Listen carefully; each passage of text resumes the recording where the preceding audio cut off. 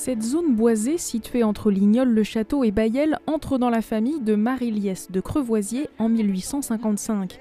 C'est le père de son arrière-grand-mère qui décide, en 1909, de faire édifier cette bâtisse majestueuse. Sa construction, son orientation et la création du parc ont été étudiées pour prendre en compte au mieux son environnement. La bâtisse, elle est de style paysagiste régionaliste, c'est-à-dire qu'elle est constituée d'éléments locaux, de la pierre d'éclat de Champagne, des chênes des environs pour toutes les boiseries et les balcons, à part le toit en ardoise bien sûr. La maison a vocation à permettre l'observation des points de vue remarquables du paysage.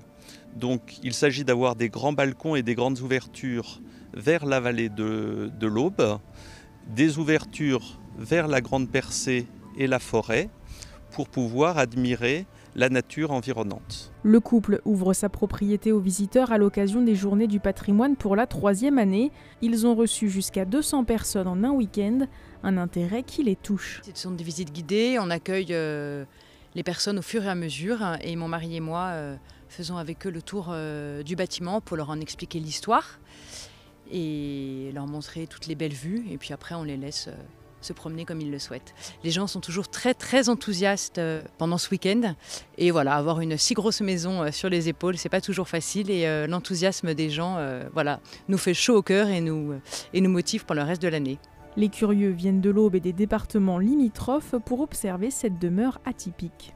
Moi je suis venu avec mon épouse déjà par curiosité. Tout de suite on a été attiré par le côté maison bord de mer, déjà ça fait rêver. Et vraiment on retrouve justement ces maisons du côté de Granville. C'est vraiment étonnant, quoi. Les gens ont été vraiment gentils de nous accueillir. On a la météo avec nous et c'est super, quoi. On passe un bon moment. Ouais.